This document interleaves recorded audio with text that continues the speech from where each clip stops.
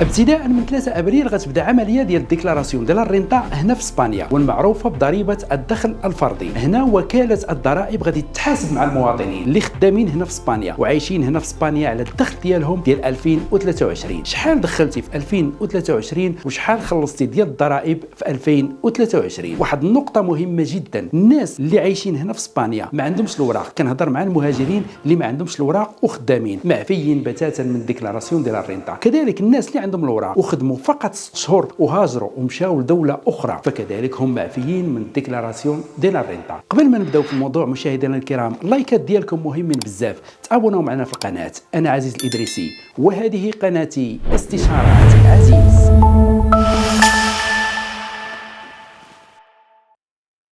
ملي كدير الديكلاراسيون ديال الرينتا هنا في اسبانيا كتخرج لك العمليه التاليه: اما انت خصك ترد لوكاله الضرائب فلوس، او وكاله الضرائب خاصها ترد لك فلوس، او كتخرجوا تعادل. لكن علاش وكاله الضرائب غادي ترد لي انا الفلوس؟ واش شايطين عليها؟ واش بقيت فيها؟ واش كتعاون الناس؟ لا، وكاله الضرائب ملي كترد لك الفلوس هذا كيدل بان الاقتطاعات ديالها طوال السنه، يعني في الخلصه ديالك كانت كتحيد لك واحد البورسونتاج طالع، مثلا واحد 20% من الخلصه ديالك، او 30% من الخلصه ديالك، او 35% من الخلصه ديالك، يعني واحد تقريبا واحد 400 الاورو او 450 او 500 الاورو. ملي كيدور العام وكاله الضرائب كتحاسب معاك، كتاخذ الفلوس ديالها ديال الضرائب وداك الشيء اللي شاط كتردو لك. هذه الحاله هنا فين وكاله الضرائب كترد لك فلوس، هادو راه الفلوس ديالك ماشي ديالها. لكن علاش انت خصك ترد لوكاله الضرائب الفلوس؟ بطبيعه الحال السنه الماضيه ملي كنتي خدام وكاله الضرائب كانت كتحيد لك واحد البورسونتاج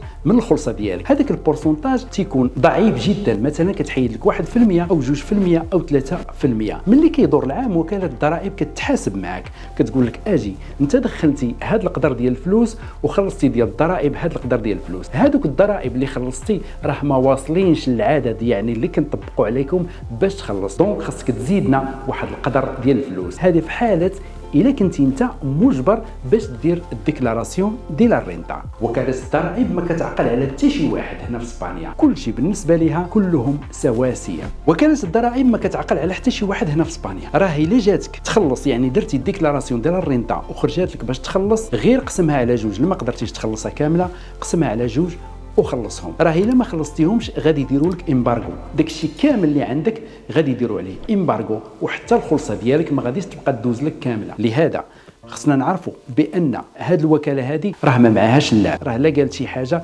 غادي تطبقها. مثلا اللعابه الكبار هنا في اسبانيا اللي كان مثلا ميسي خلص 4.7 المليون الاورو لوكاله الضرائب وضربوه بغرامه ماليه ديال 2 المليون الاورو. كريستيانو رونالدو خلص 5.7 المليون الاورو وضربوه ب 18 مليون و800 الف اورو غرامه ماليه. شاكيرا كذلك، وحتى ملك البلاد ديال اسبانيا حتى هو ما زحقوش. لهذا ملي تجيك باش تخلص وكاله الضرائب، ملي دير الديكلاراسيون ديال الرينتا ضروري ما خصك تخلص القدر اللي جاي. دابا غادي نشوفوا وقتاش انت غير مجبر باش دير الديكلاراسيون ديال الرينتا. الا دخلتي قل من 22 الف اورو في السنه الماضيه وخدمتي فقط بلاصه واحده، يعني خدمتي في شركه واحده او خدمتي مع خيفي، يعني ما بدلتيش ما بقيتيش كتخدم هنا وهنا، ودخلتي قل من 22 الف اورو، فانت غير مجبر باش دير الديكلاراسيون ديال الرينتا. لكن من الاحسن دخل الموقع ديال اخينسيا تريبوتاريا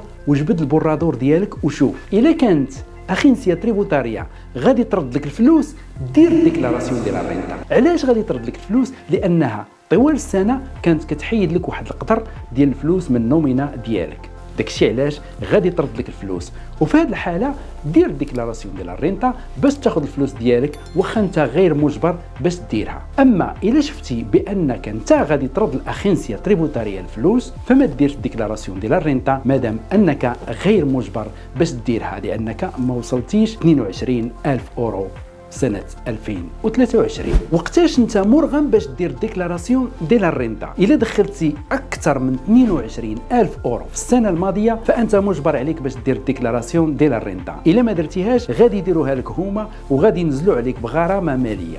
لهذا الإخوان ضروري ما خصكم تنتبهوا لهذه القضية هذه. فوق 22,000 أورو ضروري ما خصك دير ديكلاراسيون ديال الرنتا. حالة أخرى، إذا دخلتي أكثر من 15,000 أورو وخدمتي جوج الخدمات، يعني خدمتي في جوج البلايص، بمعنى خدمتي مع واحد الشركه وخرجتي ومشيتي وخدمتي في شركه اخرى، والمجموع ديال الخلاص ديالك كامل في هذيك السنه كان اكثر من 15,000 أورو، والشركه الثانيه اللي خدمتي معاها تخلصتي فيها اكثر من 1500 اورو، فانت مجبر باش دير ديكلاراسيون ديال الرنتا. نعطيك مثال، خدمتي مع واحد الشركه وتخلصتي معاهم 13,000 اورو، وخدمتي في شركه اخرى وتخلصتي 4,000 اورو، المجموع 17,000 اورو، فانت مجبر باش دير ديكلاراسيون ديال الرنتا. مثال اخر، خدمتي مع واحد الشركه ودخلتي معاهم 20,000 اورو، ومشيتي وتخلصتي البارو ودخلتي فيه 1000 اورو، فأنت غير مجبر باش دير ديكلاراسيون ديال الرنتا.